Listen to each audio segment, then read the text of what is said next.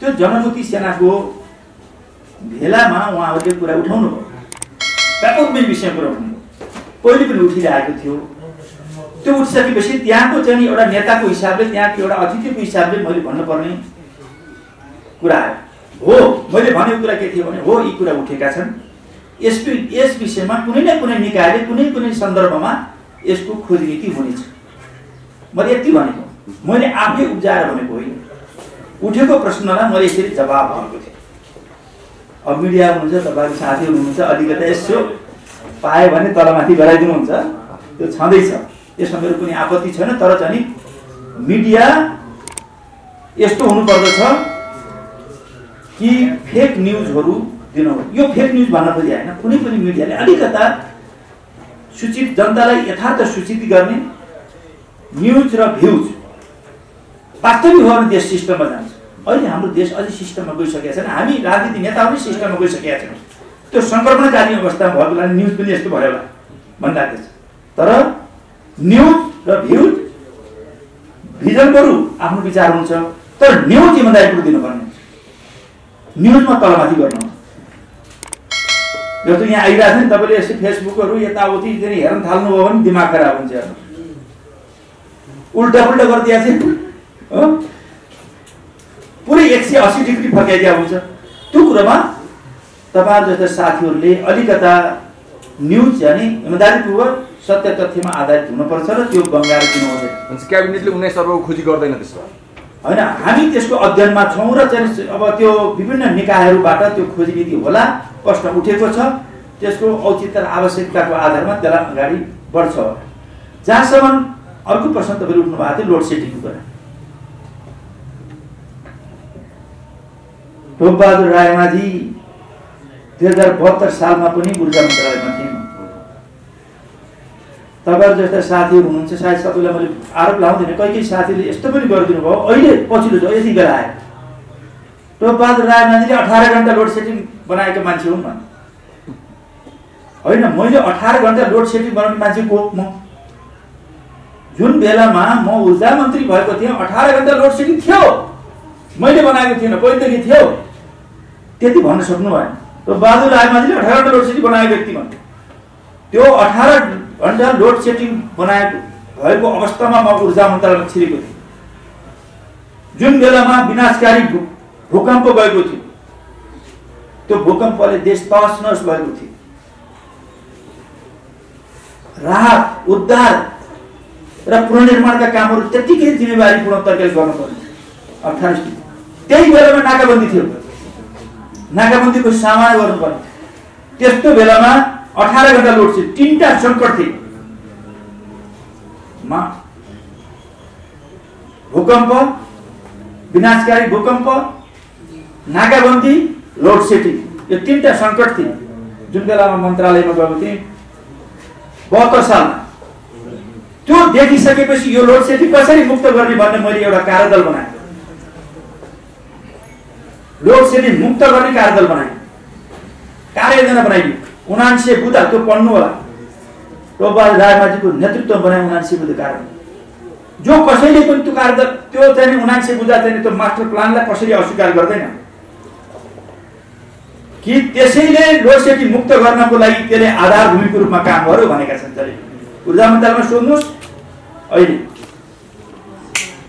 त्यसैले अहिले फेरि दोस्रो पटक म फेरि ऊर्जा मन्त्रालयमा गएको छु। अहिले अर्को सङ्कट छ, एउटा राजनीतिक सङ्कट छ, तपाईँ देखिरहनु भएको छ, अस्थिरता छ। अर्को विनाशकारी कोरोना भाइरस छ। यस्तो बेलामा म ऊर्जा मन्त्रालय गएको छु। अहिलेको सङ्कट भनेको विद्युत उत्पादनको होइन, जो कुरा 79 बुँदे मास्टर प्लानले उत्पादनलाई ल्याइरहेछ। अहिलेको सङ्कट भनेको बढी उत्पादन भयो, हुने भयो, अब यसको खपत कसरी गर्ने, बिक्री कसरी गर्ने, निर्यात कसरी गर्ने भन्ने चुनौती छ अहिले। बुझ्नु, अहिले जो बेलामा झ्याप्प बिग्री जान्छ नि, त्यो लोड सेडिङको कारण होइन, लोड सेडिङ हुनेवाला छैन। यो बुझ्दा हुन्छ। कुरो के हो भनेदेखि हामीसँग संरचना 100औं वर्षको संरचना छ, हामीसित उत्पादन छ। त्यो संरचना कमजोर संरचना भएको हुनाले अब फेरि त्यो ट्रान्समिसन लाइन, सब स्टेसन लगायतको जो संरचना छ त्यसलाई फेरि आधुनिकीकरण गर्न जरुरी छ। अर्को मास्टर प्लान चाहियो। हामी यसको तयारीमा छौँ र जब त्यो संरचना बन्छ, अहिलेको सङ्कट भनेको लोड सेडिङको होइन, अहिलेको सङ्कट भनेको विद्युत खपत कसरी गर्ने र बिक्री कसरी गर्ने भन्ने, उत्पादन बढी हुनेवाला छ। झ्याप पछि किन गइरहेको छ? मैले भने संरचना कमजोर, पुरानो संरचना हो, देशव्यापी रूपमा पुरानो 50औं वर्षको 100औं वर्षदेखि पुरानो संरचना छ, त्यसलाई आधुनिकीकरण गर्नुपर्ने आवश्यकता छ। अहिले आधुनिक हाम्रो ट्रान्समिसन लाइन मेचीदेखि महाकालीसम्म, पूर्वदेखि पश्चिमसम्म, उत्तरदेखि दक्षिणसम्म सबै कोशी, गण्डकी र कर्णालीको रिभर बेसिनमा सबै नदीहरूमा एउटा मास्टर प्लान, ट्रान्समिसन लाइनको मास्टर प्लानको अहिले बनाइसक्यो। अब त्यसको फेरि के छ भन्नुहुन्छ भने त्यसलाई कार्यान्वयन गर्नको लागि युद्धस्तरमा हामी लाग्दैछौँ र जति देशमा 20-30 हजार 50 हजार जति हामीसित चाहिँ त्यो इनर्जी उत्पादन हुन्छ, देशमा खपत गर्ने र विदेशमा बेच्ने अर्को मास्टर प्लानको लागि हामी तयारीमा लागिरहेका छौँ, युद्धस्तरमा लागिरहेका छौँ। अब भारतबाट बिजुली किन्न जरुरी छैन, त्यसो हामी आत्मनिर्भर भइसक्यौँ। आत्मनिर्भर भइसकेका छैनौँ। अब सायद हामी भदौको आसपासमा हामी चाहिँ आत्मनिर्भर हुन्छौँ। जब अपरतामकोशी आउँछ नि, त्यसपछि हामी आत्मनिर्भर हुन्छौँ। दुईटै चाहिँ हामीले मुद्दा हारे पनि नकारात्मकमा सकारात्मक हुन्छ। हाम्रो लागि नकारात्मक हो, तर सकारात्मक बदल्ने हैसियत राख्नुपर्छ। यो नकारात्मक परिस्थितिलाई, यो हारलाई हामीले जित नबदल्न सक्छौँ। हर परिस्थितिलाई तयार हुनुपर्ने हुन्छ। हामी यो ठाउँ आउँला भनेका पनि थिएनौँ युद्ध गर्दा। हामी शहीद भइएला कि नभइएला भनेको थियो। हामी मन्त्री हुनको लागि, हामी सांसद हुनको लागि त्यतिखेर कल्पना। हाम्रै जमानामा, हाम्रै जीवनकालमा हामीले यो देशको राजाको निरङ्कुश व्यवस्था फाल्दिन मन थियो।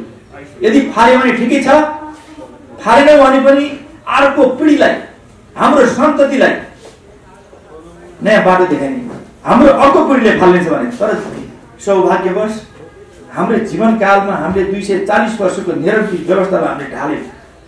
यो सौभाग्य त्यति मात्रै होइन, त्यो व्यवस्थालाई ढाल्ने मात्रै होइन कि अर्को विकास र समृद्धिको लक्ष्य पुरा गर्ने दिशातिर अगाडि बढ्यौँ। एउटा व्यवस्थालाई फाल्यौँ, अर्को व्यवस्था ल्यायौँ, नयाँ संविधान बनायौँ र अब विकास र समृद्धिको एजेन्डामा हामी अगाडि बढ्दैछौँ। र त्यो बेलामा अब हिजो राजनीतिक क्रान्तिमा अभ्यस्त भएका मानिसहरू, नेताहरू विकास र समृद्धिको एजेन्डामा अहिले धुलमुलाएको के दिमागमा चाहिँ अलिकता चाहिँ विकास र समृद्धिको एजेन्डामा अभ्यस्त नभएको स्थितिबाट गुजिरहेको छ। यसमा एउटा सङ्घर्ष जरुरी थियो। राजनीतिक क्रान्तिमा त हामीले पारङ्गत भयौँ र सफलता हासिल गर्यौँ। विकास र समृद्धिको लागि अर्को यो मोमेन्ट हो, यो अर्को आन्दोलन हो, यो अर्को अन्तर्विरोध हो। अब नयाँ आधारमा नयाँ एकता र नयाँ ध्रुवीकरण विचार र राजनीतिको आधारमा हुन्छ। यसबाट यो टुटफुट विभाजन अन्तर्विरोधबाट डराउने, पछि हट्ने मान्छेले नेतृत्व गर्न सक्दैन र विकास र समृद्धिको नेतृत्व हुँदैन।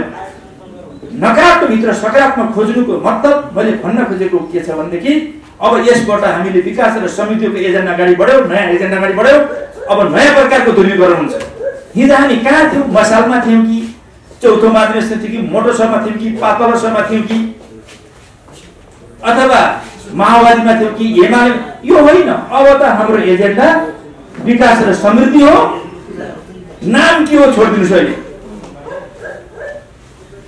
सबभन्दा पहिले त नेपाल कम्युनिस्ट पार्टी थियो, यसलाई परिमार्जित र परिष्कृत गर्दै गर्दै यहाँ आइसकियो। हामी त्यही घोचो समातेर बसेनौँ।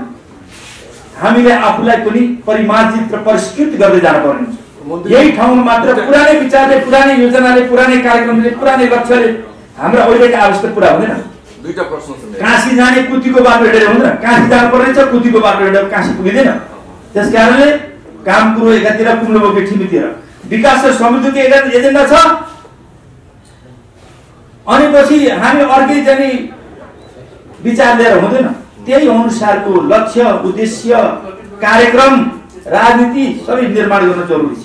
त्यसले केही दिन अगाडि कमरेड प्रचण्डलाई प्रश्न गर्नु भएको थियो। ल एमालेको बैठकले अब केही मान्छेलाई हिजो विभिन्न ठाउँमा जिम्मेवारी दिएको छ। तपाईसँगै पार्टी प्रवेश गरेका मान्छे पनि ठाउँमा पाएका छन्, तपाईँले पाउनु भएको छैन, के तपाईँ कमजोर भएर हो कि एक।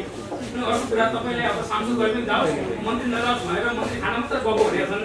एउटा कुरा तपाईँ जनताले धेरै आलोचना गरे मन्त्रीलाई छोडिदिन्छु, म केपी ओलीलाई सहयोग मात्र गरेर पछि पर्छु भन्नुहुन्छ भन्नु। अनि अर्को कुरा एमाले धेरै विवाद भइरहेको छ, अब सरकार सङ्कट परिरहेको छ भने जसोबाट एउटा ग्रुपलाई चाहिँ लिएर चाहिँ सरकार पाउने भन्ने तपाईँको तयारी सुनेको छ, त्यो हो कि होइन? अनि सरकार टिकाउनु तपाईँको पार्टीले के गरिरहेको छ त गर्ने? सबै प्रकारका सम्भावनाको खोजीमा हामी छौँ, सबै प्रकारका। एमाले विवाद जनसङ्कट भित्र अब हामीले एमाले एक भएर नजाँदा पनि त हामी यो विचारमा थियौँ नि त। 138 पुग्न गाह्रो छ नि त। हामीले 138 पुग्ने भएदेखि हामी यता लाग्ने न त नलाग्ने भन्ने पनि हुँदैन कुरो पनि। त्यो धेरै दीर्घकालीन सोचेर गरिएका सुविचारित रूपमा गरिएका निर्णयहरू बुझ्नु। જ્યારે 18 स्थितिमा हामी जाने सहकार गरेको स्थिति हो। 3 वर्षसम्म केपी ओलीको नेतृत्वमा साथीहरू 3 वर्षसम्म मन्त्री हुनुभयो। हामीले कहिले पनि मन्त्री बनाउनुहोस् भनेर कहिले इच्छा राखिएन। यो कुरा बुझ्नु होला मन्त्रीको कुरा। कहिले इच्छा राखिएन, कहिले टोपबहादुर राजाले प्रस्ताव राखेन मलाई मन्त्री चाहियो भनेर। जति मन्त्री भयो कहिले इच्छा राखेर माग गरेर होइन। कोही कोही साथीहरू त्यो माग गरेर पनि हुने गर्नुहुन्छ, कोही बेला त्यस्तो लाग्छ। टोपबहादुर राजाले त लाग्छ। मन्त्रीजी एउटा कुरा स्पष्ट पारिदिनुहोस्, यहाँले 2-4 दिन अगाडि एउटा सभामा भन्नुभएको थियो कमरेड प्रचण्ड क्यान्टोनमेन्टको 19 अर्ब खोइ भनेर भन्नुभएको थियो। तर तपाईँ क्याबिनेटमा भएको मान्छेले सार्वजनिक स्थानबाट प्रश्न सुन्दै भन्दा पनि क्याबिनेटबाट 19 अर्ब चाहिँ यहाँ रहेछ है भनेर जनतालाई देखाउनु पर्ने थियो। त्यसको जवाब जनतालाई कहिले दिनुहुन्छ? एउटा अर्को लोड सेडिङ सुरु भइसकेको छ। विद्युत प्राधिकरणका एमडीले भन्नुभएको छ जलाशयमा पानीको मात्रा कम भयो, लोड सेडिङ हुनसक्छ भन्नुभएको छ उहाँले। लोड सेडिङको औपचारिक तालिका कहिले आउँछ? मजाले स्पष्ट गर्ने ठाउँ दिनुभयो यो प्रश्न सोधेर जनताहरूलाई। एउटा कुरा के छ भन्नुहुन्छ भने जो क्यान्टोनमेन्टको कुरा हो त्यो कुरा बुटोलमा पौडी खेलेर काम लाग्दैन। त्यहाँ पौडी खेल्न सिकिँदैन कि जहाँ पानीमा डुब्दैन, सानो छ घुँडा यति पनि पानी आउँछ। देशको राजनीतिक स्थिति ज्यादै नै उतार चढावको बीचबाट अगाडि बढिरहेको छ। घटनाक्रमहरू दिन प्रतिदिन नयाँ राजनीतिक परिस्थितिहरू जन्मिँदै अगाडि बढिरहेको छ र राजनीति उतार चढाव र यो परिस्थितिले ठुल्ठुला सम्भावना र ठुल्ठुला चुनौतीहरू उत्पन्न भइरहेका छन्।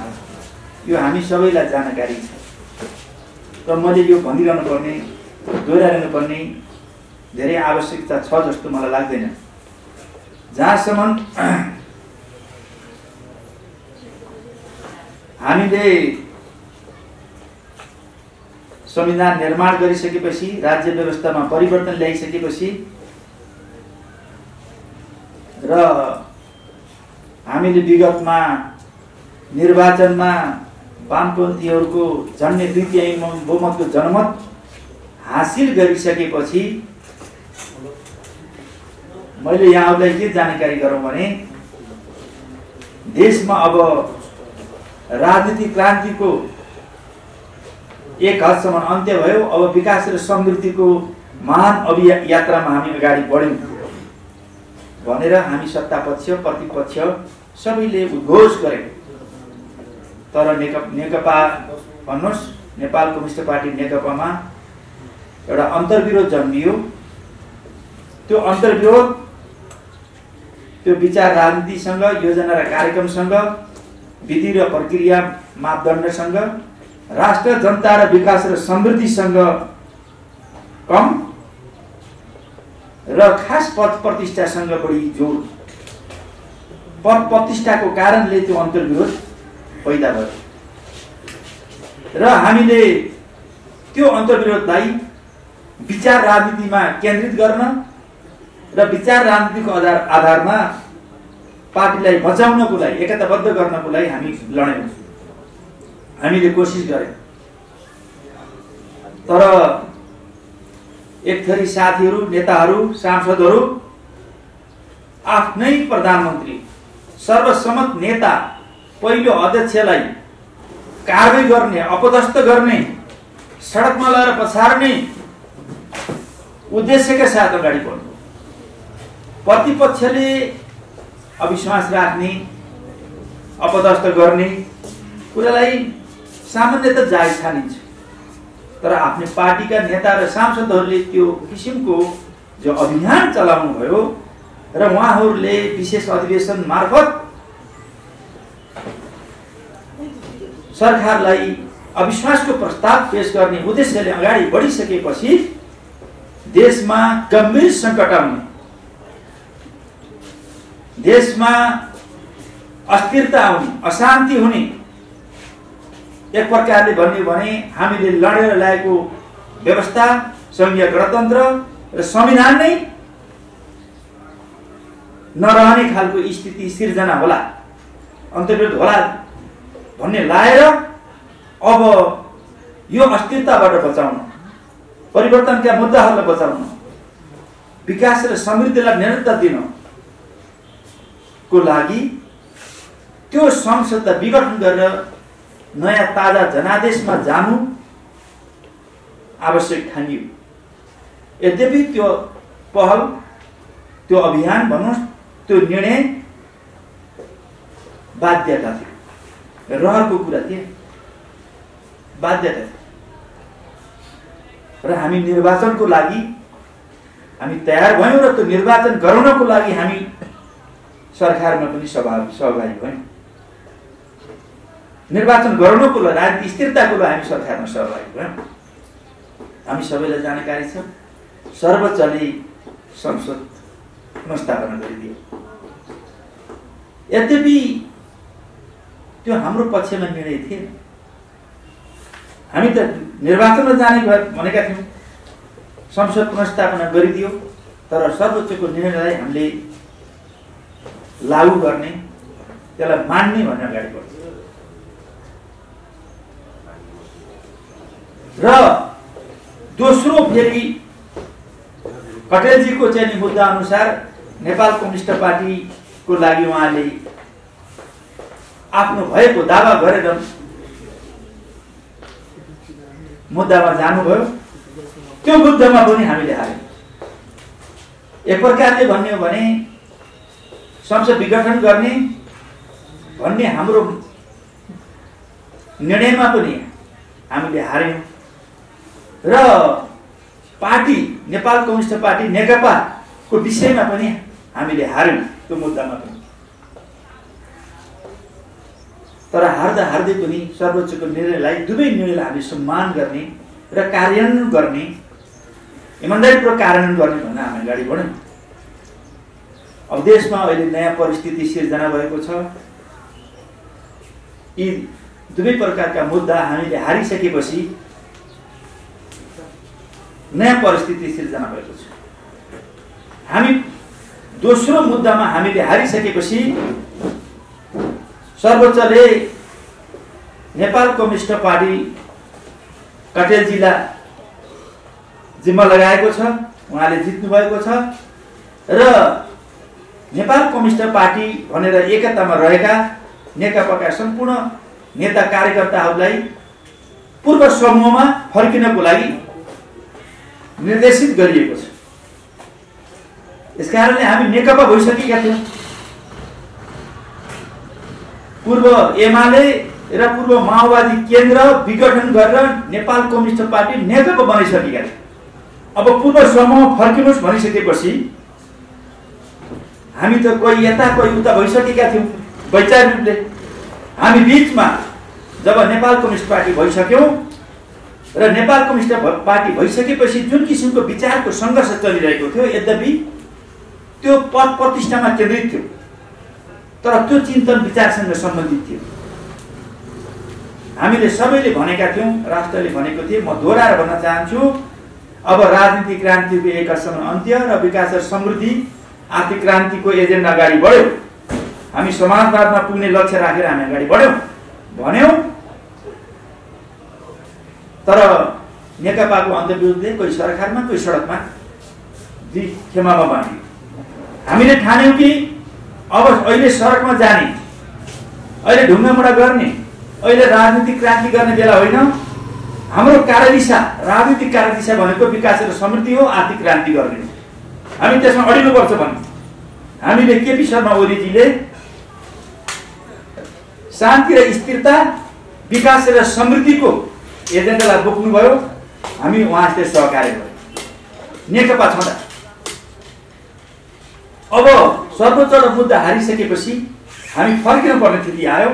फर्किँदाखेरि अब मुख्यतः पूर्व समूहमा फर्किने भन्दा पनि विचार के हो, हाम्रो कार्यदिशा के हो? शान्ति र स्थिरता, विकास र समृद्धि, आर्थिक क्रान्ति, समाजवादमा पुग्ने बाटो भनेको केपी शर्मा ओलीजीले नेतृत्व गरेको टिमले गरिरहेको थियो। हामी उहाँसित सहकार्य गरेका छौँ। त्यसकारणले अहिले हामी केपी शर्मा ओलीजीसित छौँ। केपी शर्मा ओलीजी फेरि पूर्व एमालेको अध्यक्ष हुनुहुन्थ्यो। पूर्व एमालेको अध्यक्ष भएको कारणले अहिले नेपाल कम्युनिस्ट पार्टी एमाले भन्ने जुन बाध्यतावश भन्नुहोस्, सर्वोच्चले गरेको निर्णयलाई कार्यान्वयन गर्ने सन्दर्भमा पछि फर्किन पर्ने स्थिति आयो। त्यसकारणले अहिले कानुन रूपमा सर्वोच्चको निर्णय कार्यान्वयन गर्नको लागि हामी विचार र राजनीति एजेन्डा, राष्ट्रको एजेन्डा केपी शर्मा ओलीसँग मिलेको हुनाले त्यो नामसित भन्दा पनि विचार र राजनीतिसँग उहाँ हाम्रो सहकार्य भएको हुनाले हामी त्यता छौँ। कतिपय साथी पूर्व माओवादीमा हुनुहुन्छ र पूर्व माओवादी केन्द्रले अहिले त्यो विचार बोकिरहेको देखिँदैन। त्यो बिचका गतिविधिहरूबाट त्यो स्पष्ट हुन्छ। त्यसकारणले अब जहाँसम्म यो कानुनी समस्याको कुरा हो, अब हामीहरू यो परिस्थितिबाट गुज्रेर आउँदा अब हाम्रो मन्त्री के हुन्छ, त्यही भन्दैछु, मन्त्री के हुन्छ अनि सांसद के हुन्छ भन्ने हामीलाई त्यो चिन्ता छैन। जब सही विचार हुन्छ, सही राजनीति हुन्छ, सही हामीसित योजना हुन्छ, कार्यक्रम हुन्छ भने यो सांसद र मन्त्री त आइरहने चिज हो। जबसम्म हामीसित विचार पनि हुँदैन, राजनीति पनि हुन्न, योजना पनि हुन्न, कार्यक्रम हुँदैन, सही हुँदैन भने यो सांसद त चाहिँ आउँछन् जान्छन्। तर विचार, राजनीति, योजना र कार्यक्रम सबभन्दा महत्त्वपूर्ण चिज हो। यो कतातिर मन्त्री जान्छ, कतातिर सांसद जान्छ भन्ने कुरा त्यहाँबाट हामीले मूल्याङ्कन गर्न हुँदैन। त्यसको लागि हामीले मुख्य विषय बनाएका छैनौँ। त्यसकारणले यस्तातिर चाहिँ ऋषिले भनेको कुरामा हामीलाई त्यति चिन्ता छैन। हामी ढुक्क छौँ। मन्त्री पद ज्यान त जाँदैन, हाम्रो राजनीति जाँदैन होइन। अब हामीले बाहिर बसेर त सबै मान्छे सांसद भाषण भन्ने हुन्छ। तर एउटा कुरा बुझ्नुपर्ने जरुरी के छ भनेदेखि, जस्तो मेरै विषयमा तपाईँ भन्नुहुन्छ भने म एउटा सांसद हुँ, म प्रत्यक्ष निर्वाचनबाट विजय भएर आएको सांसद हुँ र त्यो म 3 पटकसम्म संविधान सभाको 2 पटक र अहिले पछिल्लो चरण गएर 3 पटक अर्घाखाँचीबाट निर्वाचित सांसद हुँ। माओवादी केन्द्रबाट मैले टिकट लिएको, तर सहकार्य एमालेसित गरिरहेको थियो। चुनावी तालमेलमा 27,000 भोट, मेरा चाहिँ करिब रद्दसहित 53,000 आएको छ। 50,880 को हाराहारीमा मेरो भोट 75-80 आएको छ हाराहारीमा। भनिसकेपछि त्यसमा 27,000 भोट पूर्व एमालेको छ समानुपातिक, अनि पूर्व माओवादीको भोट पनि 27,000 छ। त्यसमा 27 दिनु कति भयो? 54,000। 54,000 मेरो रद्द सहित 54,000।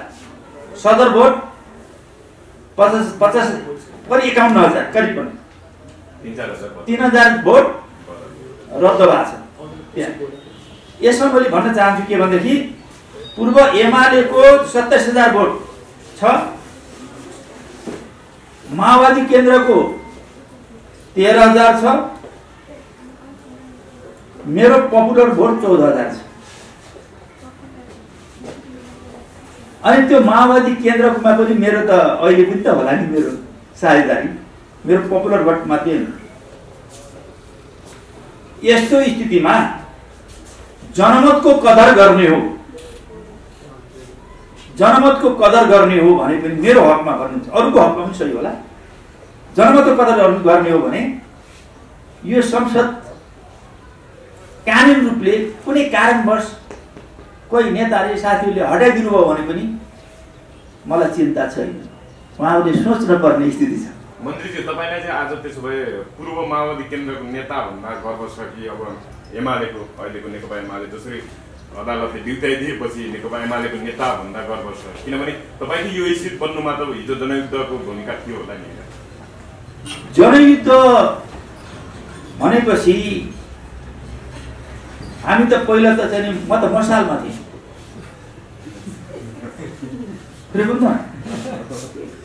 मैले 18 वर्ष मोहन विक्रमजीको पार्टीमा 18 वर्ष म काम गरेको मान्छे, 2030 सालदेखिबाट।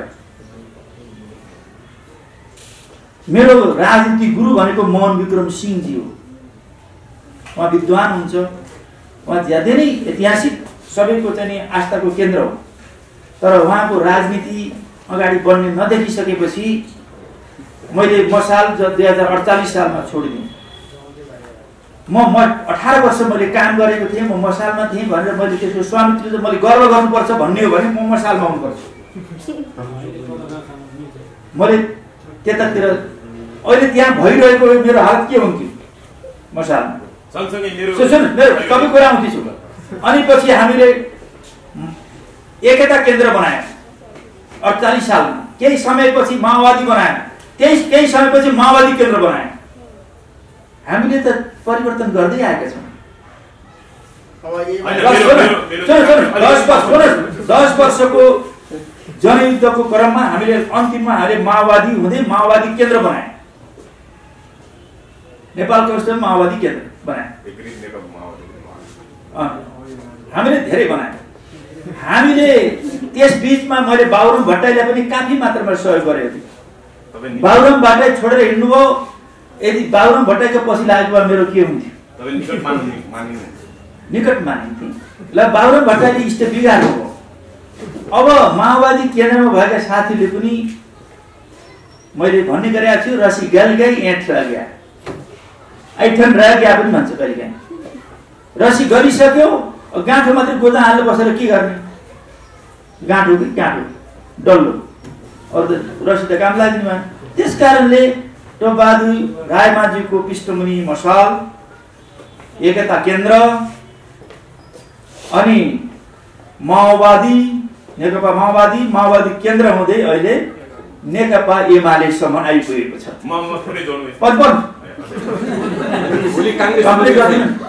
भोलि काङ्ग्रेस हुनु पनि असम्भव, त्यो हुँदैन। म कम्युनिस्ट आन्दोलनमा नै, कम्युनिस्ट दर्शन विचारमा नै बाट हुने कुरा हो। र मैले भन्न खोजेको कुरा के छ भन्नुहुन्छ भने अरू साथीहरू पनि धेरै परिवर्तन गरेका छन्। धेरै साथीहरू कहिले मोटो सह हुनुभयो, कहिले नेकपा हुनुभयो, कहिले पातलो सह हुनुभयो, त्यसपछि माओवादी हुनुभयो, एकता केन्द्र, अरू पनि त्यस्तै गर्नुभएको छ। यो प्रक्रिया पनि हाम्रो चाहिँ केपी शर्मा ओली पनि पहिला झापा विद्रोह हुँदै विभिन्न किसिमका नाम हुँदै यहाँ आइसक्नु भएको छ। यसको मतलब हामीले कम्युनिस्ट छोडेर काङ्ग्रेस हुनुपर्छ, रापरा हुनुपर्छ भन्ने कुरा त्यहाँ अर्थ लाग्दैन। कम्युनिस्ट भित्रैका विभिन्न नामहरू बेला मौकामा आवश्यकता अनुसार बदलिँदै जान्छ, परिवर्तन हुँदै जान्छन्। र यो पनि फेरि अहिले जुन किसिमको नेकपा एमाले भन्ने चिज छ,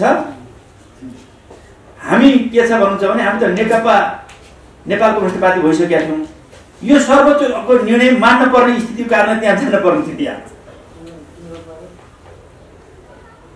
बुझ्नु? त्यस कारणले यो कहीँ आवश्यकता हुन्छ, कहीँ बाध्यता हुन्छ, हैन? यो हुन्छ। त्यस कारण माओवादी क्षेत्रमा अहिले तत्काल सम्भावना छैन। यसैमा मैले पनि जोडेँ तपाईँले सम्भावना छैन। त्यत्रो माधव नेपाल चाहिँ भन्नाले अब सर्वोच्च अदालतले बिउता दिएपछि पार्टी एकता भन्नाले आन्तरिक पार्टी एकता गरेर जानुपर्नेमा अब अनौपचारिक बैठकबाटै आफ्नो कुलको भेला बोलाएर माधव नेपाललाई साइड लगाइदिनु भयो।